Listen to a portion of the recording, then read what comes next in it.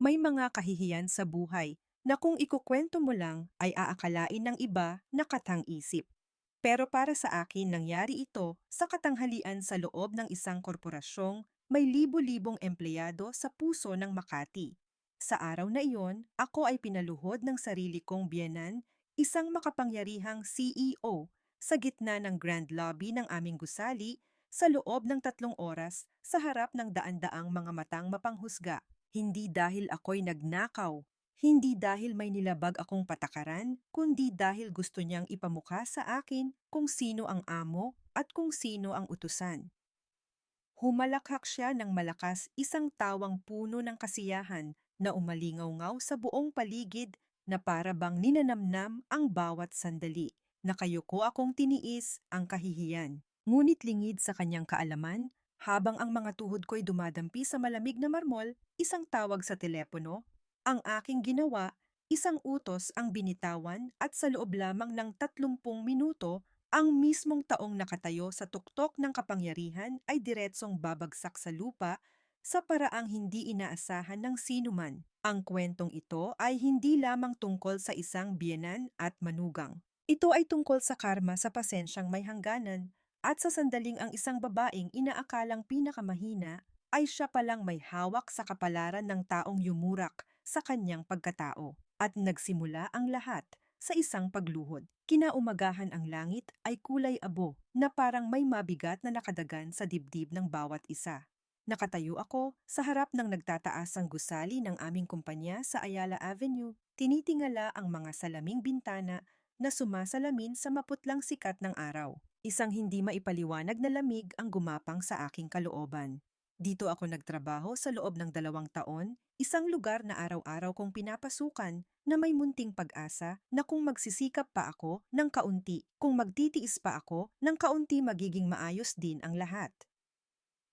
Ngunit hindi ko inasahan na sa lugar na ito pala, lulunukin ko ang pinakamalaking kahihiyan sa buong buhay ko. Ang lobby ng kumpanya ay puno ng mga tao. Ang tunog ng mga takong na tumatama sa sahig na gawa sa granite, ang sunod-sunod na tunog ng pag-swipe ng mga ID ang masayang batian ng mga empleyado. Lahat ay nagmamadali sa kani-kanilang mga trabaho, mga plano kontrata at sales targets. At ako, suot ang aking medyo luma ng blouse, bit-bit ang isang folder ng mga dokumento, ay naglakad ng mas mabagal kaysa dati. Hindi dahil sa pagod, kundi dahil alam kong may nagbabadyang gulo. Ilang hakbang pa lang ang nagagawa ko nang marinig ko ang isang pamilyar na boses sa aking likuran, matalas na parang kutsilyo. Huminto ka? Lumingon ako. Sa harap ko ay ang aking biyenan si Doña Corazon. Nakatayo siyang tuwid, nakahalukip-kip suot ang isang mamahaling business suit. Ang kanyang mukha ay pulido sa makeup at ang tingin niya sa akin ay parang tingin sa isang basurang nakakalat. Akyat na po ako sa opisina, ma'am. Mahinang sabi ko. Pilit pinapanatili ang paggalang tulad ng dati. Ngumisi siya, isang ngiting walang bahid ng anumang kabutihan. Magtatrabaho sa ganyang pag-uugali. Sa tingin mo ba karapat-dapat kang tumuntong sa kumpanya ko? Hindi ko pa man naiintindihan ang nangyayari. Lumingon siya sa mga taong malapit at sadyang nilakasan ang boses para marinig ng lahat. Ang manugang na hindi marunong lumugar kailangang turuan ng leksyon mula sa simula. Bumilis ang tibok ng puso ko. Ang mga mata sa paligid ay nagsimulang tumutok sa akin. May mga nagkunwaring lumingon sa iba, pero mayroon ding tuluyang huminto nag-uusisa. Mama, nakakahiya po. Nanginginig kong sabi. Lalong lumapit si Doña Corazon at ang matapang na amoy ng kanyang pabango ay tumama sa mukha ko dahilan para ako'y masuffocate. Lumuhod ka. Ang dalawang salitang iyon ay umaling-awngaw malamig at walang awa, walang binibigay na daan para umatras. Natigilan ako. Pero, nasa kumpanya po tayo. Sabi ko halos pabulong. Kaya nga sa kumpanya kita tuturuan ng leksyon lumuhod. Hindi na niya hinintay ang aking reaksyon. Sumenyas siya sa security guard na malapit. Dalawang matipunong lalaki ang lumapit sa akin umiiwas ng tingin ngunit sumusunod pa rin sa utos. Bantayan niyo siya dyan, 3 oras. Walang labis, walang kulang. Pilit akong pinaluhod sa gitna ng lobby. Nang dumampi ang tuhod ko sa malamig na sahig, isang matinding kirot ang gumapang sa aking gulugod. Kinagat ko ang aking labi para pigilan ang pag-aray. Sa paligid ang mga bulungan ay nagsimulang kumalat na parang alon. Diyos ko, yan ba yung manugang ng CEO? Bakit siya pinapaluhod? Grabe naman. Narinig ko mayabang daw yan sa bahay nila. Bawat bulong ay parang karayom na tumutusok sa aking tainga. Ibinaba ko ang aking ulo, mahigpit na hinawakan ang laylayan ng aking damit. Nangingilid na ang mga luha ko, ngunit hindi ko hinayaang pumatak. Ayokong ipakita sa kanila na mahina ako, lalo na sa babaeng nakatayo sa harap ko na may ngiti ng tagumpay. Yumuko siya at tiningnan ako, puno ng pang-aalipusta ang kanyang boses. Tandaan mo ang pakiramdam na ito. Para sa susunod, malaman mo kung sino ang may kapangyarihan sa pamilyang ito. Pagkasabi niyon, tumalikod siya at naglakad palayo. Ang tunog ng kanyang takong ay matatag at malinaw, iniiwan akong nakaluhod at nag-iisa sa gitna ng abalang lobby. Ang oras ay tila gumagapang sa kabagalan. 10 minuto, 20 minuto. Nagsimulang mamamanhid ang aking mga tuhod, sumasakit ang aking likod, at malamig na pawis ang tumulo sa aking batok. Ngunit sa sandaling iyon, sa gitna ng kahihiyan at sakit, isang kakaibang kalmado ang aking naramdaman. Itinaas ko ang aking ulo, sinundan ng tingin ang likod ng aking biyenan na nawawala sa loob ng elevator, at isang kaisipan ang umalingaw-ngaw sa aking isip. Sige, tumawa ka. Ang 3 oras na ito ang magiging pinakamahal na kabayaran sa lahat ng ginawa mo. Dahan-dahan kong ipinasok ang kamay ko sa bulsa ng aking palda at hinawakan ang aking telepono. Madilim ang screen, ngunit alam kong sa isang pindot lang magsisimulang magbago ang lahat. Ang oras ay tila gumagapang sapat na para marinig ko ang bawat pintig ng aking puso. Ang lobby ng kumpanya ay maliwanag pa rin at ang aircon ay malamig, ngunit patuloy ang pagtulo ng pawis sa aking likod. Ang mga tuhod ko ay nagsimula ng kumirot ng husto. Mula sa paunang lamig, ito'y naging manhid at pagkatapos ay isang patuloy na sakit na parang tinutusok ng daan-daang karayom. Para mainang parami ang mga taong dumaraan. May mga nagmamadaling maglakad, nakayuko na parang walang nakikita. May mga bumabagal sumusulyap sa akin at bumubulong sa kanilang kasama. At mayroon ding mga matang puno ng kuryosidad, hindi man lang tinatago ang kasiyahang makita ang kapwa na napapahiya.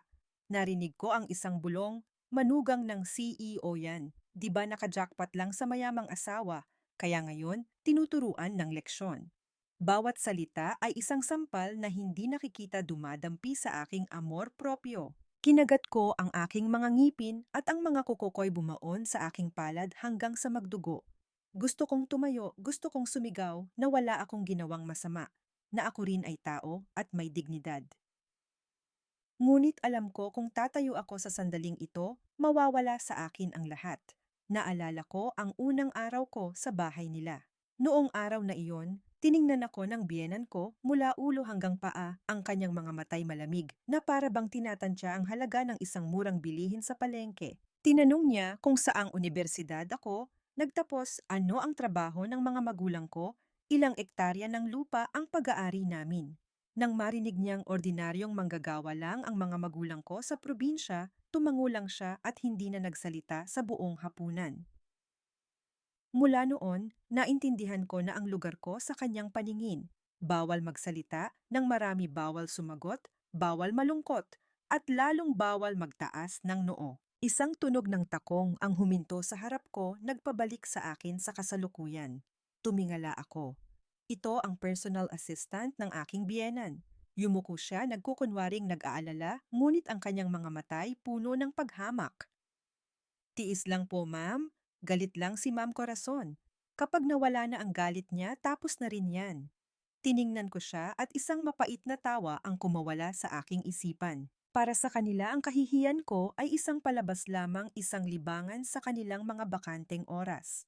Nagsimulang mangalay ang aking likod at manigas ang aking leeg. Dahan-dahan akong umayos ng posisyon. Kahit kaunting galaw lang ay halos mahimatay ako sa sakit. Ngunit sa sandaling iyon naramdaman ko ang isang tingin na iba sa lahat. Sa isang sulok ng lobby, isang lalaking nasa katanghalian, ang edad, ang tahimik na nakatayo mula pa kanina. Hindi siya tumatawa, hindi bumubulong.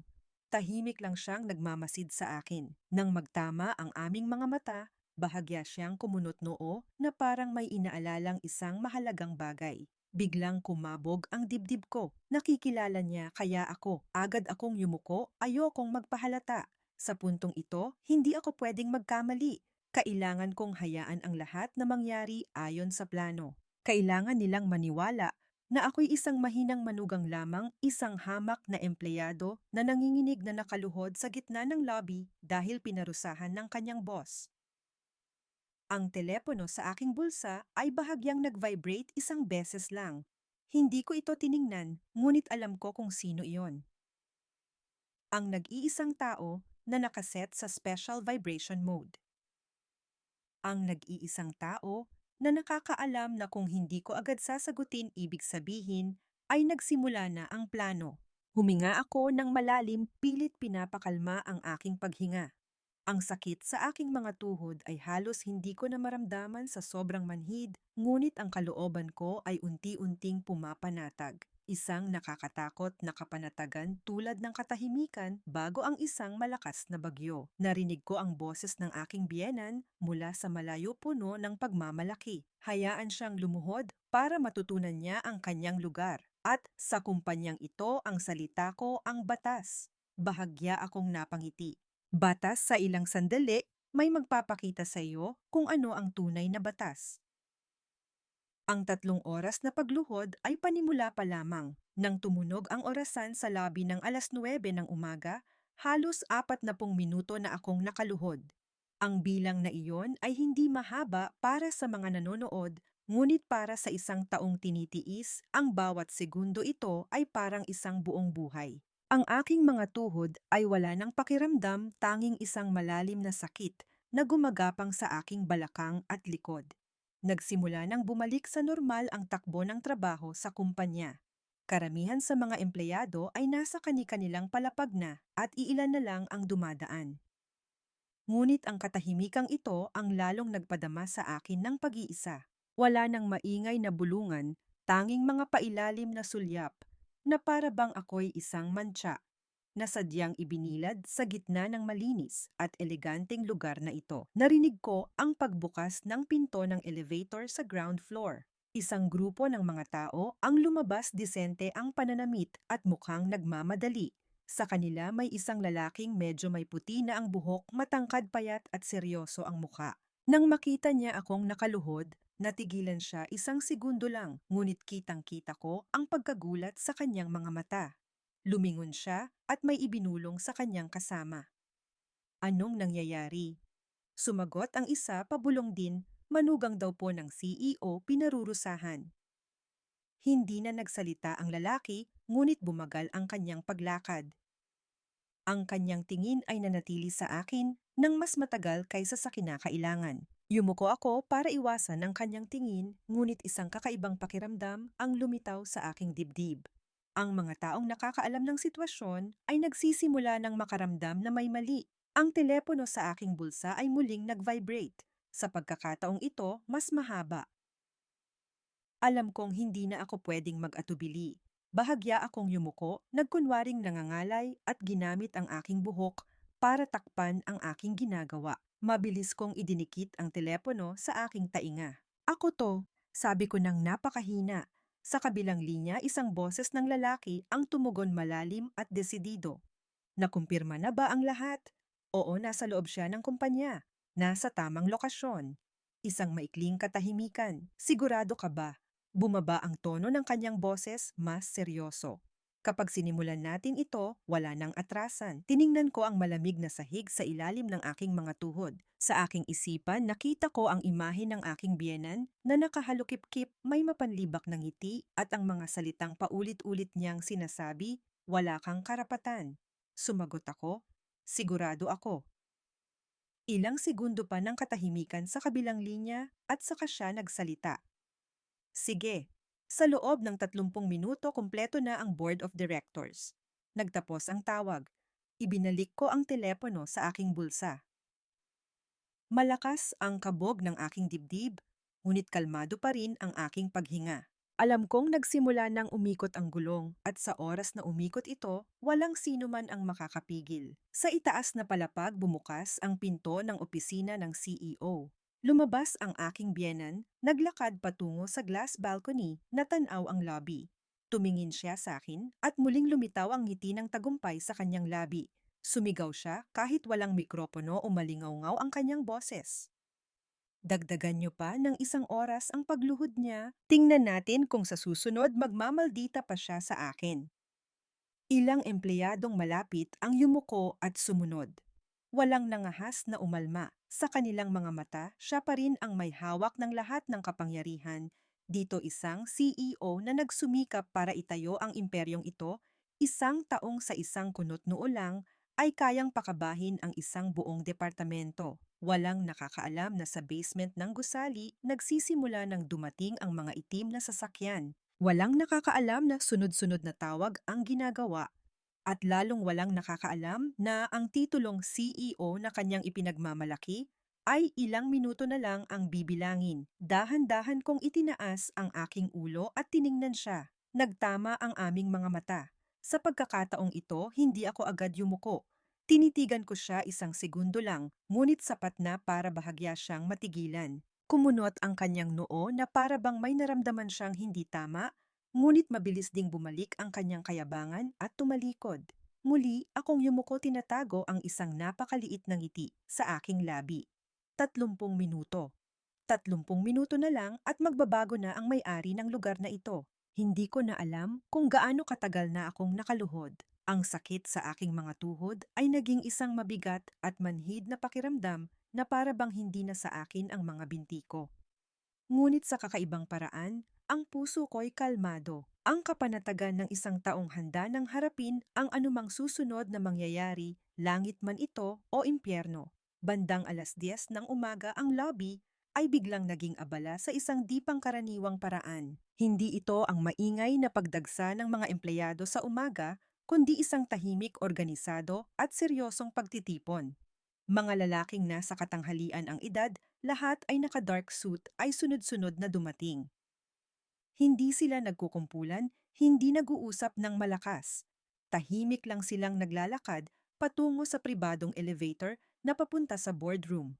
Ilan sa kanila ang huminto at tumingin sa akin, bakas ang pagkagulat sa kanilang mga muka bago ito napalitan ng isang seryosong ekspresyon. May nagtanong sa guard, "Anong nangyayari dito?" Nahihiyang sumagot ang guard, personal na issue lang po yata sa kumpanya." Hindi na nagsalita ang lalaki, tumango lang at nagpatuloy sa paglakad. Ngunit sa sandaling iyon, kitang-kita ko ang pagkabalisa sa mukha ng guard. Marahil nagsisimula na rin siyang mapagtanto na hindi ito isang simpleng pagdidisiplina lamang sa isang manugang. Sa itaas muling bumukas ang pinto ng opisina ng CEO. Lumabas ang aking biyenan, ngunit sa pagkakataong ito, ang kanyang mga hakbang ay hindi nakasingtiyak ng dati. Sumandal siya sa balcony, tiningnan ang lobby at napansin ang mga di pamilyar na mukha na dumarami. Kumunot ang kanyang noo. "Sino ang mga yan?" Tanong niya sa kanyang assistant, ang boses ay nabawasan na ng kumpiyansa. Tumingin ang assistant sa direksyon na kanyang tinuro, litong-lito. Um, Mukhang mga miyembro po ng board, ma'am. The board of directors, lalong kumunot ang kanyang noo. Wala namang meeting ngayon. Mabilis na tiningnan ng assistant ang kanyang schedule book, nanginginig ang boses. "Opo ma'am, wala po sa schedule. Pero lahat po sila may access card papunta sa boardroom." Isang mabigat na katahimikan ang namayani. Nandoon pa rin ako nakaluhod at nakayuko, ngunit bawat salita, bawat hakbang ay malinaw kong naririnig. Alam kong papalapit na ang gulong sa unang kanto nito. Ilang segundo ring natigilan ang biyenan ko bago pilit na ibinalik ang kanyang autoridad. "Hindi bale, baka emergency meeting lang." Lumingon siya sa akin, ang kanyang mga matay may bahid pa rin ng paghamak, ngunit sa kaibuturan nito'y may isang maliit na kislap ng pagkabalisa. "Huwag niyo siyang patatayuin. Dapat kumpletuhin niya ang 3 oras." Pagkasabi nito, tumalikod siya at pumasok sa kanyang opisina, malakas na isinara ang pinto, na para bang gustong itaboy ang kaba na nararamdaman. Sa lobby, ang tingin ng mga tao sa akin ay nagbago. Hindi na ito simpleng kuryosidad o awa. May mga tumititig sa akin na parang may pinagdudugtong-dugtong. May mga bahagyang yumuyuko sa akin bilang pagbati bago nagmamadaling umalis na parang takot makita ng iba. Bahagyang kumabog ang dibdib ko. Alam na nila. O di kaya'y alam nilang ang taong nakaluhod dito ay hindi lang isang hamak na manugang. Ang telepono sa bulsa ko ay muling nag-vibrate. Hindi ito tawag kundi isang maikling text message. Kumpleto na ang board. Magsisimula sa loob ng 5 minuto. Ipinikit ko ang aking mga mata, huminga ng malalim. Ang sakit sa aking mga tuhod ay sukdulan na kailangan kong magtiimbagang para hindi mapaungol. Ngunit sa aking kalooban, isang malamig na apoy ang nagliliyab. 5 minuto na lang. 5 minuto at malalaman ng babaeng nakaupo sa loob ng opisinang iyon kung ano ang pakiramdam na mahila pababa mula sa trono ng kapangyarihan na kanyang ipinagmamalaki. Idinilat ko ang aking mga mata. Maliwanag pa rin ang ilaw, malamig pa rin ang sahig. Ngunit alam kong ito na ang huling sandali. Naluluhod ako rito bilang isang taong inaapi. Mula sa itaas tumunog ang bell ng boardroom, isang maikli. Ngunit matalas na tunog parang pagpukpok ng martilyo na nagtatakda ng kapalaran. Tiyak na narinig din ito ng aking biyenan. At sa unang pagkakataon, nagsimula siyang matakot.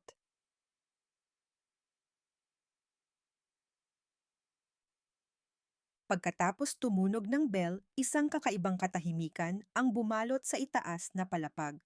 Wala nang tawanan, wala nang nagmamadaling mga hakbang. Ang makakapal na salaming pinto ay nagsara, lubusang inihihiwalay ang mundo sa loob mula sa maliwanag na lobby sa ibaba kung saan ako'y nananatiling nakaluhod, tahimik at nagtitiis sa mata ng lahat. Umupo ang aking biyenan sa kanyang pamilyar na pwesto, ang silyang pang-chairman sa dulo ng mahabang conference table. Inilapag niya ang kanyang Hermes bag, inayos ang kwelyo ng kanyang suit, mabagal, ngunit puno ng awtoridad ang bawat galaw. Walang bahid ng pag-aalala sa kanyang mukha, sa halip, isang maliit na ngiti ang sumilay na parabang ang biglaang meeting na ito ay isang maliit na abala lamang sa kanyang abalang araw. Mukhang kumpleto tayo ngayon, ah? Sabi niya, ang boses ay magaan ngunit may halong pangungutya. Walang sumagot kaagad. Ang mga lalaking nakaupo sa magkabilang panig ng mesa ay bahagya lang tumango palihim na nagpapalitan ng tingin. Ang tensyon sa silid ay napakabigat, sapat para marinig ang bawat paglipat ng papel at ang mahinang tunog ng ballpen sa mesa. Bahagyang kumunot ang noo ng aking biyenan. Sanay siyang lahat ng atensyon ay nasa kanya, sanay siyang. Sa isang salita niya lang ay may agad na sasang-ayon. Ang katahimikang ito ay nakakainis, ngunit mabilis niya itong tinakpan ng mas malaking ngiti. Sige, kung magpupulong din lang tayo, simulan na natin. Marami pang kailangang gawin ang kumpanya. Isang lalaki sa kabilang dulo ng mesa ang tumikim. Tumayo siya, ang boses ay malalim at mabagal, bawat salita'y pinag-isipan. Nagpatawag ang board of directors ng isang emergency meeting para pag-usapan ang management structure ng korporasyon. Ang ngiti sa labi ng aking biyenan ay sandaling nawala bago muling bumalik. Management structure. Tumawa siya. May problema ba sa loob ng maraming taon, maayos ang takbo ng kumpanya sa ilalim ng aking pamumuno? Hindi sumalungat ang lalaki. Binuksan niya ang isang makapal na folder at dahan-dahang itinulak sa gitna ng mesa. Bago tayo magpatuloy, may isang bagay lang kaming gustong kumpirmahin. Huminto siya, inilibot ang tingin sa silid at dahan-dahang nagpatuloy. Ang taong kasalukuyang nakaluhod sa labi ng kumpanya, siya ba ang inyong manugang? Ang buong silid ay tila nagyelo. Natigilan ang aking biyenan. Ngunit pagkatapos ay humalakhak siya ng malakas. Isyu lang yan ng pamilya, walang kinalaman sa meeting na ito. Kaunting disiplina lang para turuan ng leksyon ang isang manugang, kailangan pa bang pag-usapan? Ilang miyembro ng board ang kumunot noo. Walang nakitawa sa kanya. Tinitigan siya ng lalaki, seryoso ang mga mata. Bilang isang pribadong individual, maaaring issue ito ng pamilya. Ngunit bilang CEO ng isang publicly listed company, ang nangyayari sa lobby ay isang napakaseryosong problema. Ang ngiti ng aking biyenan ay nagsimulang manigas. Humigpit ang kapit niya sa braso ng Silya, ngunit pilit pa ring pinanatiling kalmado ang boses. Ano ang gusto ninyong iparating? Hindi sumagot agad ang lalaki. Tumingin siya sa kanyang relyo at nagsalita. May kulang pa tayong isang tao. Maghintay tayo ng 5 minuto. Sa labi nakaluhod pa rin ako, ngunit ramdam na ramdam ko ang pagbabago sa paligid. Ang mga dumaraan ay hindi na nangangahas tumitig. Ang mga guard na malapit ay panay ang tingin sa kanilang relo, bakas ang tensyon. Ang telepono sa aking bulsa ay bahagyang nag-vibrate. Nandito na siya. Dahan-dahan kong ipinikit ang aking mga mata. Sa itaas bumukas ang pinto ng boardroom. Isang tao ang pumasok, hindi nagmamadali, hindi maingay, ngunit ang kanyang pagdating ay nagpatayo sa lahat ng nakaupo. Maliban sa aking biyenan, hindi pa niya naiintindihan ang nangyayari, ngunit ang kapalaran ng kanyang pagiging CEO ay opisyal nang pumasok sa mga huling sandali nito. Ang pinto ng boardroom ay sumara sa likod ng bagong dating isang mahinang click lang, ngunit sa sandaling iyon, ang tunog na iyon ay umaling-aungaw na parang isang tuldok na nagtatapos sa lahat. Walang nagsalita. Ang buong silid ay nabalot sa isang mabigat na katahimikan, sapat para marinig ng biyenan ko ang malakas na pagkabog ng kanyang dibdib. Ang lalaking kararating lang ay hindi agad umupo. Tumayo siya sa dulo ng mesa, ang kanyang mga mata ay kalmadong nilibot ang lahat bago huminto sa aking biyenan. Isang segundo lang, ngunit ang tinging iyon ay nagdulot sa kanya ng kakaibang pagkabalisa na para bang may biglang humubad sa baluti ng kapangyarihan na matagal na niyang suot. Paumanhin na huli ako, sabi niya. Ang boses ay malalim at tiyak. Kinakailangan ko lang kumpirmahin ang ilang mga huling papeles. Isang miyembro ng board ang tumango. Kung gayon, maaari na tayong magsimula. Noon lang tumayo ang aking biyenan, pilit na ngumiti. At kayo po si... Hindi sumagot agad ang lalaki. Hinila niya ang silya sa tapat ng biyenan ko at dahan-dahang binuksan ang folder sa harap niya. Ako ang legal representative para sa isang proxy vote. Ang boto na may pinakamataas na kapangyarihan sa pulong na ito. Sa pagtatapos ng pangungusap na iyon, biglang nagbago ang mukha ng aking biyenan. Ang ngiti sa kanyang mga labi ay nagyelo. Tumingin siya sa paligid na para bang naghahanap ng kumpirmasyon mula sa iba. Ngunit ang tanging natanggap niya ay mga seryosong tingin na umiiwas, wala na ang dating paggalang. Imposible bong bulong niya. Wala akong natanggap na anumang abiso, tumango ang lalaki. Tama po kayo. Dahil ang proxy authorization na ito ay hindi nangangailangan ng inyong pahintulot. Huminto siya sandali bago nagpatuloy malinaw ang bawat salita.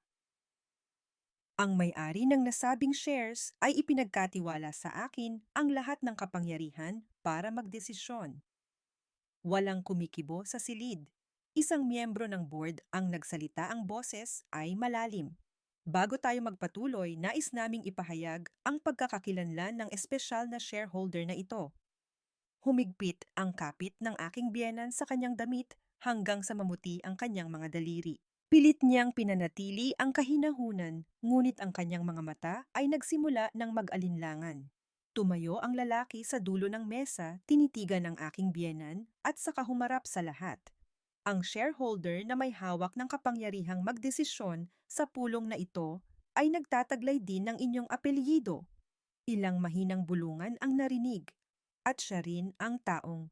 Huminto ang lalaki, ang kanyang tingin ay dahan-dahang bumaba patungo sa lobby. Kasalukuyang nakaluhod sa ground floor sa loob ng halos 2 oras na. Biglang napatayo ang aking biyenan. Imposible. Halos pasigaw niyang sabi. Manugang ko lang yon. Isang babaeng walang-wala. Kalmadong sumagot ang lalaki. Ginang iyan po ang akala ninyo. Pero sa mga legal na dokumento, ang taong tinawag ninyong walang-wala ang siyang may hawak sa kapalaran ng inyong pagiging CEO. Sa lobby nakaluhod pa rin ako, ngunit alam kong dumating na ang sandali. Sa itaas na paatras ang aking biyenan, ang likod ay bumangga sa kanyang silya. Namutla ang kanyang mukha at ang kanyang mga matay puno ng ligalig. Kahit wala ako roon, malinaw kong nai-imagine ang kanyang nararamdaman, ang pakiramdam kapag ang mundong kilala mo ay biglang gumuho, kapag ang taong pinakaminamaliit mo ay siya palang may kapangyarihang magbigay ng huling hatol. Isinara ng lalaki ang folder. Ang kanyang boses malamig ay umalingaw-ngaw. At ngayon magsasagawa na ng botohan ang Board of Directors. Sa sandaling iyon, ang mayabang ng ngiti ng aking biyenan ay tuluyan ng naglaho. Sa loob ng boardroom, ang hangin ay napakabigat na tila maririnig mo ang paghinga ng bawat isa. Ang mga folder ay nakalatag sa harap ng bawat miyembro. Walang nang nag-uusap. Lahat ng mata ay nakatuon sa aking biyenan, ang babaeng ilang minuto lang ang nakalipas ay nasa tuktok pa ng kapangyarihan, naniniwalang walang sinuman ang makakatinag sa kanya. Simulan na natin ang botohan. Sabi ng tagapangulo, ang boses ay kalmado at walang emosyon. Isa-isang itinaas ang mga kamay, hindi mabilis, hindi nag-aalinlangan, kundi desidido. Tulala ang aking biyenan. Tiningnan niya ang bawat isa, bakas sa kanyang mga mata ang pagkasindak. Mayroong dati niyang kanang kamay, mayroong dating sumisipsip sa kanya, mayroong dating nangako ng katapatan. Ngunit ngayon, walang sino man ang lumingon sa kanya. Ang bilang ng boto laban sa kanya, 0. Isang nakamamatay na katahimikan ang bumalot sa silid. Ibinaba ng tagapangulo ang kanyang kamay. Ang boses ay malinaw at malamig. Sa isang absolute majority, napagkasunduan ng Board of Directors na tanggalin sa pwesto ang Chief Executive Officer. Ang mga salitang iyon ay parang martilyong pumukpok sa ulo ng aking biyenan. Hindi, imposible, sabi niya, basag ang boses. Hindi niyo maaaring gawin ito sa akin. Tinitigan siya ng legal representative. Ang desisyong ito ay epektibo kaagad. Napasuray siya paatras, napahawak sa silya. Ang kanyang mukha na kanina'y pulido sa makeup ay maputlang maputla na. Lahat ng kayabangan na inipon niya sa loob ng maraming taon ay gumuho sa isang iglap. May isa pa, sabi ng tagapangulo, tungkol sa pang-aabuso sa kapangyarihan at pamamahiya sa isang empleyado sa pampublikong lugar. Mabilis na lumingon ang aking biyenan. Isyu yan ng pamilya ko. Walang kinalaman ang kumpanya diyan. Umiling ang lalaki. Hindi, ang taong pinahiya ay isa sa mga pangunahing shareholder ng kumpanya at siya rin ang may buong karapatan na magpasya sa susunod na hakbang. Sa lobby, narinig ko ang sunod-sunod na yabag mula sa pribadong elevator. Hindi ko na kailangang tumingin para malaman kung ano ang nangyayari. Ang hangin sa paligid ko ay biglang nagbago. Ang mga guard ay hindi na nakahalukip-kip. Ang kanilang mga mata ay puno ng pag-aalinlangan at pagkataranta. Isang lalaking nakasuit ang mabilis na lumapit at yumuko sa harap ko. Ginang, tapos na po ang pulong. Maaari na po kayong tumayo. Ang mga salitang tumayo ay mahina, ngunit para sa akin ang bigat nito ay parang isang buong buhay. Inilagay ko ang aking mga kamay sa sahig para itukod ang sarili. Ang sakit sa aking mga tuhod ay halos magpatumba sa akin, ngunit may mabilis na umalalay. Tumayo ako ng tuwid. Sa unang pagkakataon, pagkatapos ng halos 2 oras, nakatayo ako sa sarili kong mga paa. Ang buong lobby ay tahimik. Ang mga taong dating tumitingin sa akin ng may awa at paghamak ay ngayon ay nakayuko. Walang nangangahas magsalita, walang nangangahas tumingin sa aking mga mata. Bumukas ang pinto ng elevator. Lumabas ang aking biyenan, wala na ang awtoridad, wala na ang kumpiyansa sa paglakad. Nakita niya akong nakatayo roon tuwid at hindi nakayuko. Natigilan siya. Ang kanyang mga matay nanginginig, isang halo ng galit, pagkalito at takot. Tinitigan ko siya ng matagal. At saka ako nagsalita, ang boses ko'y kalmado at malamig. Ang 3 oras na pagluhod ay natapos ko na.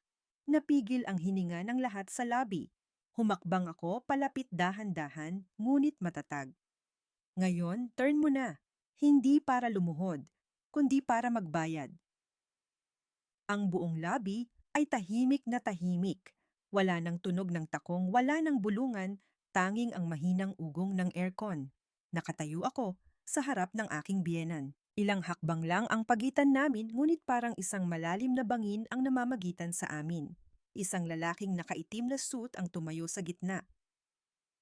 May hawak siyang folder, seryoso ang mukha, at malinaw ang boses na umalingaw-ngaw kahit walang mikropono. Sa ngalan ng Board of Directors, opisyal kong ipinapahayag ang sumusunod na desisyon. Mabilis na lumingon ang aking biyenan, ang kanyang mga labi, mahigpit na nakatikom, ang mga matay may huling kislap ng galit. Hindi na kailangang palakihin pa to. Tong, ito'y isyu ng pamilya ko. Hindi siya pinansin ng lalaki at nagpatuloy sa pagbasa. Tinanggal ka sa lahat ng iyong posisyon sa pamamahala at operasyon ng kumpanya, epektibo kaagad. Isang mahinang, "Oh," ang narinig mula sa mga tao. May mga nagtakip ng bibig, may mga nanlaki ang mata. Walang makapaniwala na ang babaeng nasa tuktok ng kapangyarihan ay babagsak ng ganito kabilis. Napasuray ang aking biyenan, "Kayong, hindi niyo pwedeng gawin to sa akin." Nanginginig niyang sabi, "Ako ang nagtayo ng kumpanyang ito. Sa pagkakataong ito, ako ang nagsalita. Ang boses ko'y hindi malakas, ngunit malinaw. Tama, pero wala ka ng karapatang tumayo sa ibabaw nito." Lahat ng tingin ay bumaling sa akin. Nagpatuloy ang lalaking nakasuit. "Batay sa iyong pang-aabuso sa kapangyarihan na nagdulot ng malubhang pinsala sa imahe ng kumpanya na pagkasunduan ng board, na ilipat ka sa janitorial department habang hinihintay ang susunod na aksyon." Nang matapos ang pangungusap, ang buong lobby ay tila namatay. Janitorial. Ang salitang iyon ay mas mabigat pa kaysa sa anumang mura. Nanlaki ang mga mata ng aking biyenan. Tiningnan niya ang lalaki at saka ako, hindi makapaniwala. "Ikaw, nangahas ka." Basag ang kanyang boses. "Biyenan mo ako?" Tinitigan ko siya, hindi umiiwas, hindi nanginginig. 3 oras ang nakalipas dito mismo sa lugar na ito, hindi mo rin ako tinuring na manugang. Tinuring mo lang akong isang utusan. Humakbang ako palapit, isang hakbang lang, ngunit sapat na para mapaatras siya. "Kaya ngayon, Mama, matuto ka namang lumugar sa bago mong posisyon." Isang staff mula sa HR department ang lumapit at dahan-dahang inilapag sa harap ng aking biyenan ang isang kulay abo na uniforme, ang uniforme ng mga janitor. Ang kilos ay napakagaan, ngunit parang isang malakas na sampal sa kanyang kayabangan. Nanginginig ang mga kamay ng aking biyenan. Tinitigan niya ang uniforme ng matagal at saka siya tumawa, isang tawang wala ng pagmamalaki, tanging kapaitan na lang. "Magaling ka," bulong niya. "Mas magaling ka kaysa sa inaakala ko." Hindi ako sumagot, dahil alam kong hindi pa ito ang katapusan. Simula pa lang ito ng panahon kung saan kailangan niyang maranasan ang lahat ng ipinaranas niya sa iba. Sa paligid, lahat ay yumuko. Walang nangahas tumawa, walang nangahas magbulungan. Dahil naintindihan nila ang kapangyarihan ay maaaring magbago sa isang umaga lang, at ang karma ay dumarating ng mas mabilis kaysa sa inaakala. Tumalikod ako at naglakad palayo. Sa pagkakataong ito, walang nang tumingin sa akin ng may awa. Tanging paggalang at tahimik na takot na lang ang natira.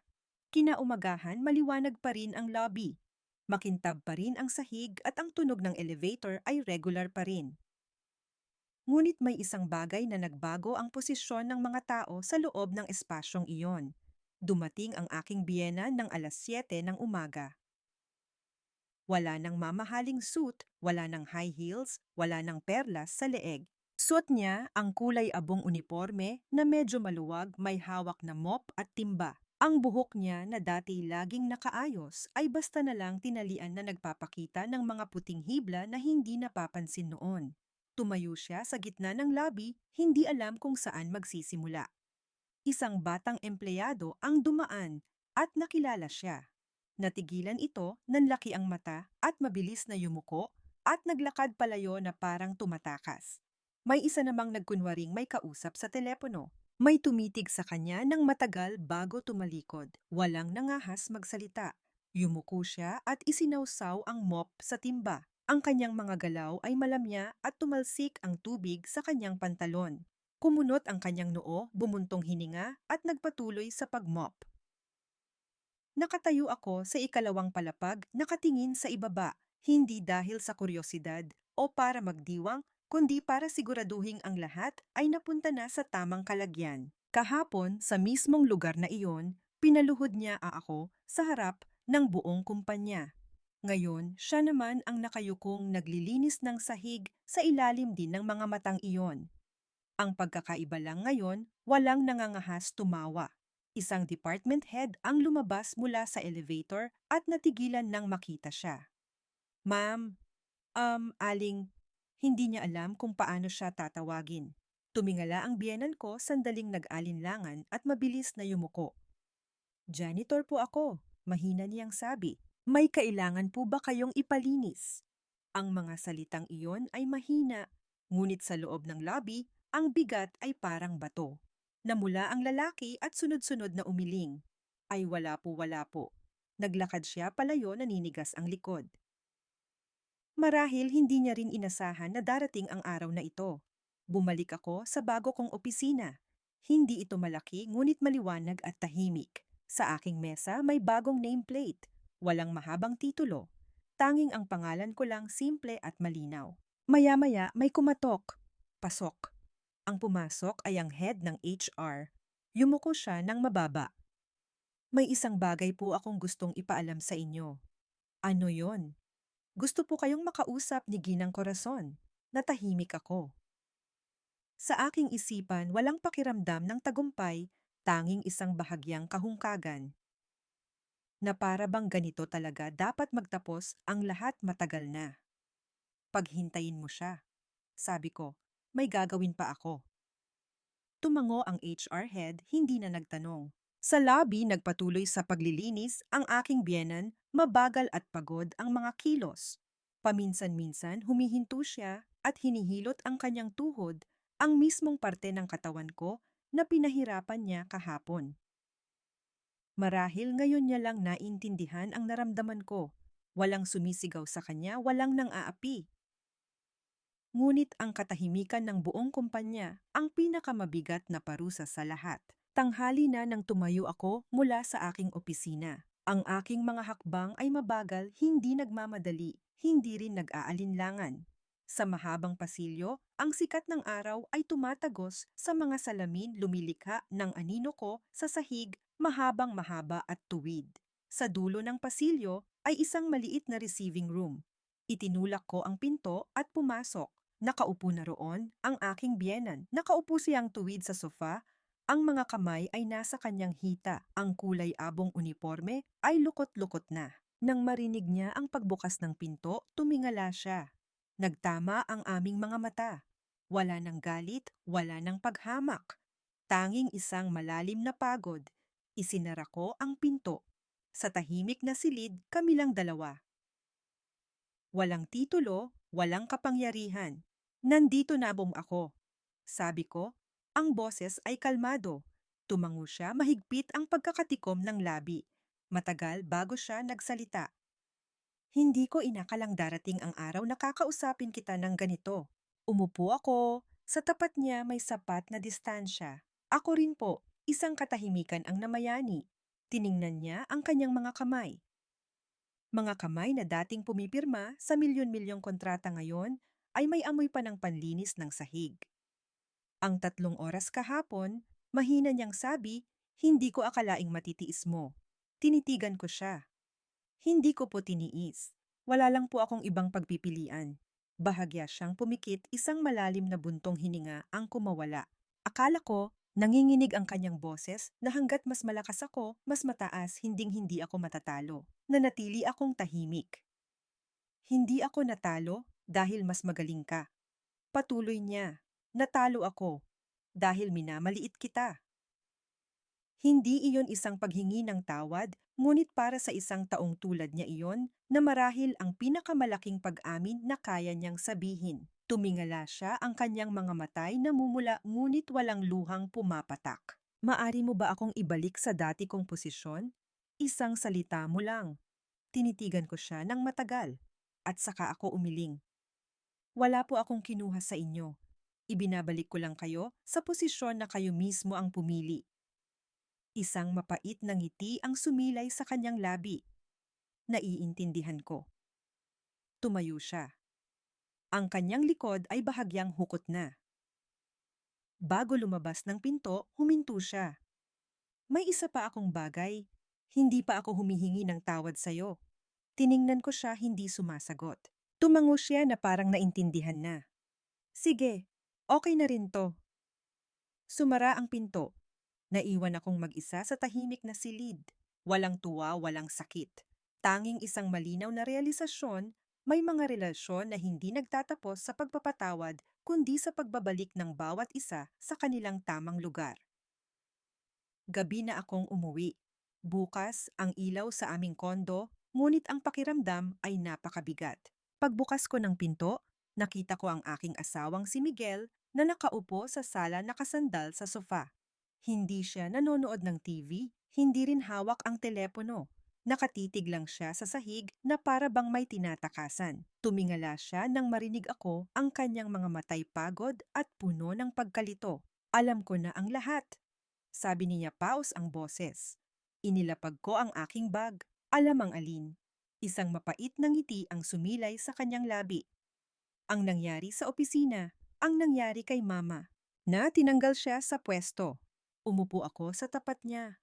Hindi malayo ang aming pagitan, ngunit parang may pader na nakaharang.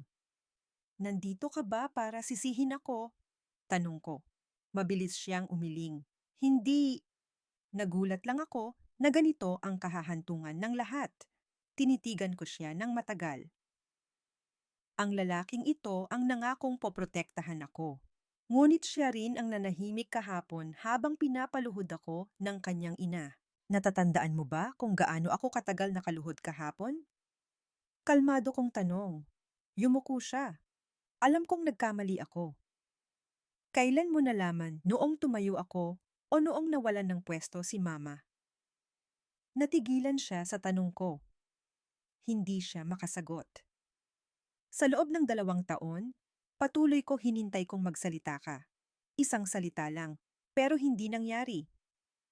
Ikinubli niya ang kanyang mukha sa kanyang mga kamay. Naiipit ako sa gitna. Sa isang panig si mama. Sa kabilang panig ikaw. Hindi ko alam ang gagawin. Isang malungkot na ngiti ang gumuhit sa aking labi. Ang hindi paggawa ng kahit ano ay isa ring pagpili. At iyon ang pinili mo. Sa labas, nagsimula ng umilaw ang syudad, ang liwanag ay tumatama sa mukha niya. Ang muka ng isang lalaking ngayon lang napagtanto na ang kanyang pananahimik ang sumira sa lahat. Gusto kang makausap ni mama. Mahina niyang sabi. Sabi niya, ikaw na lang daw ang makakatulong sa kanya. Tumayo ako. Nakausap ko na siya. Natigilan siya. Anong sinabi mo sa kanya? Wala akong sinabi. Hindi ko lang siya tinulungan. Tiningnan niya ako puno ng pag-aalinlangan. Galit ka ba kay mama? Nag-isip ako. Dati oo, pero ngayon hindi na. Dahil naintindihan kong hindi lang siya ang dapat sisihin. Nagulat siya, tinitigan ko siya. Kasama ka at kasama rin ang dati kong sarili. Kinuha ko ang aking bag at naglakad patungo sa kwarto. Kailangan ko ng oras. Ikaw din. Teka, bang tawag niya. Asawa pa rin ba kita? Huminto ako sa may pinto, hindi lumilingon. Nakadepende yan kung matututo kang tumayo para sa tama o kung magpapatuloy ka lang sa panunood. Sinara ko ang pinto. Nung gabing iyon, natulog kami sa iisang bubong, ngunit sa unang pagkakataon, hindi na kami magkasama sa iisang direksyon. Sa pagtatapos ng linggo, umuwi ako sa bahay ng aking biyenan. Hindi dahil gusto ko, kundi dahil alam kong kung hindi ako pupunta, hindi matatapos ang lahat. Ang hapag-kainan ay puno ng pagkain mas masagana kaysa dati. Adobo sinigang lechon, kawali mga paboritong lutuin ng biyenan ko noon. Ngunit ngayon, hindi siya ang nasa kusina. Nakaupo siya sa dulo ng mesa, bahagyang hukot at kitang-kita ang pagod sa kanyang muka. Umupo kaming lahat, ngunit walang gumagalaw. Ang biyenan kong lalaki ang unang nagsalita. Walang may gusto sa nangyari. Pero sana naman bilang manugang inisip mo rin ang pamilya. Bago pa ako makasagot, nagsalita ang biyenan kong babae, paos ang boses. Hindi kita sinisisi. Sinisisi ko ang sarili ko sa sobrang pagmamalabis. Tumahimik ang lahat. Tiningnan ko siya. Sa unang pagkakataon, wala nang kapangyarihan sa kanyang mga mata, tanging pagod na lang. Pero, patuloy niya, sana hindi mo na lang ako dinala sa ganitong sitwasyon. Ibinaba ko ang aking kubyertos. Ang 3 oras na pagluhod ko sa kumpanya, may nag-isip ba sa akin sa pamilyang ito? Walang sumagot. Ang asawa ko na katabi ko ay tahimik pa rin. Ang pamilyar na katahimikan. Wala akong dinala kahit sino sa anumang sitwasyon, dahan-dahan kong sabi. Hindi ko lang hinayaan ang sarili kong manatili doon. Biglang umiyak ang hipag ko. Ate, nahihirapan na si mama. Patawarin mo na siya. Tiningnan ko siya. Kung hindi ako tumayo noon, ako ang nahihirapan ngayon. Yumuko ang biyenan ko, isang luha ang pumatak sa kanyang kanin. Sa unang pagkakataon, walang tuwa sa puso ko, tanging pagod. Kung may natitira ka pang pagmamahal sa pamilyang ito, pag-isipan mo sana ulit ang kasal ninyo. Sabi ng biyenan kong lalaki. Lumingon ako sa asawa ko. Tiningnan niya ako, puno ng pagkasindak. Huwag na nating palakihin to. Asawa pa rin kita, di ba? Tumayo ako. Kaya nga dahil asawa mo ako, hindi ko na kayang mabuhay pa sa pananahimik mo. Nagpaalam ako. Bago ako lumabas, tinawag ako ng biyenan ko. Kung hihingi ako ng tawad, makakalimutan mo na ba ang lahat? Lumingon ako. Tinitigan ko siya ng matagal, at saka ako umiling. May mga paghingi ng tawad na dumarating ng huli na para pigilan ang isang tao sa pag-alis, pero sapat na para matuto silang maging mas mabuti sa susunod. Binuksan ko ang pinto at lumabas. Sa labas, papalubog na ang araw. Malamig ang hangin, ngunit sa unang pagkakataon, pakiramdam ko'y malaya akong humihinga. Ang kasal na ito, kailangan ng magkaroon ng isang malinaw na kasagutan. Kinaumagahan, maaga akong gumising. Tahimik ang apartment. Si Miguel ay natulog sa sofa. Sa mesa, nag-iwan ako ng isang papel. Hindi sulat, kundi isang pirmadong annulment petition. Nang magising siya, nakaupo na ako sa tapat niya. Nakita niya ang papel. Seryoso ka? Oo. Binasa niya ito na mula ang kanyang mga mata. Dahil lang ba kay mama? Kung dahil lang sa kanya, hindi sana tayo aabot dito. Aalis ako hindi dahil sa galit. Alis ako dahil hindi na ako naniniwalang papanigan mo ako kapag kailangan. Hinampas niya ang mesa. Nagsorry na ako, ma ko. Di ba nasasaktan din ako? Alam ko, sabi ko. Pero ang sakit na nararamdaman mo ay dahil sa mga nawala sa'yo. Ang sakit na naramdaman ko ay dahil sa pag-iwan mo sa akin. Natigilan siya. Ano ang gusto mong gawin ko? Talikuran ko si mama. Umiling ako. Hindi kita pinapipili. Kailangan ko lang marinig ang boses mo, pero hindi nangyari. Inilapag niya ang papel. Kapag pinirmahan mo yan, wala nang balikan. Alam ko. Kinuha ko ang ballpen at pumirma. Bago ako umalis, tinawag niya ako. Kung balang araw matututo akong manindigan, magsisisi ka ba? Lumingon ako at ngumiti.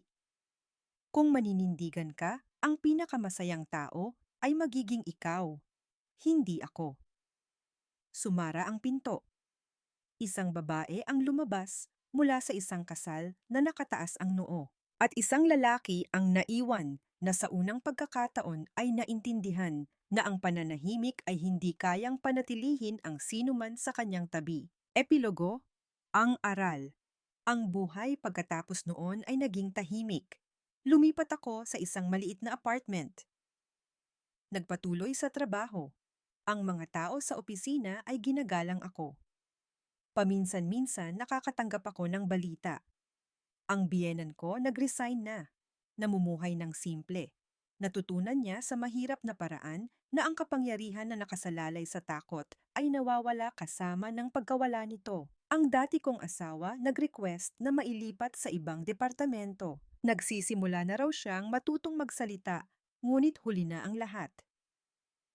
Isang hapon, habang papalubog ang araw, napagtanto ko ang isang simpleng katotohanan. Hindi lahat ng nagtitiis ay banal, at hindi lahat ng umaalis ay makasarili. Minsan, kailangan mong umalis para iligtas ang iyong sarili.